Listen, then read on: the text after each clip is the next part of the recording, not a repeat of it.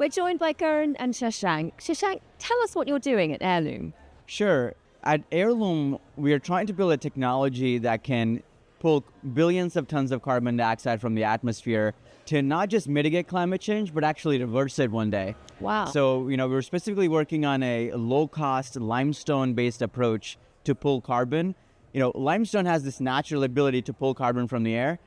We are building technology that basically gives limestone superpowers, so you can capture carbon much, much faster at a much larger scale. That's incredible, to actually reverse climate change. Exactly right. It's according to IPCC, we can't just decarbonize. We have to decarbonize everything, right? We have to do aviation, shipping, concrete, steel, agriculture. We have to decarbonize as much as possible, but we still have 10 billion tons of CO2 that's still remaining to get to net zero. And the way we get there is to remove it from the air. What policies and finance mechanisms are really driving and also scaling climate tech?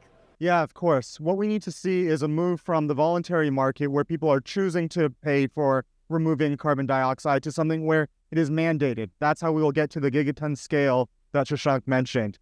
And we're looking at things like emissions trading schemes where you basically allow companies to emit up to a cap, and then there are very harsh penalties or limits to what they can actually emit, and they can figure out amongst themselves who does what. There are also things like border adjustments, where if a high carbon intensity product is coming into the country, there's going to be some fines or taxes associated with that.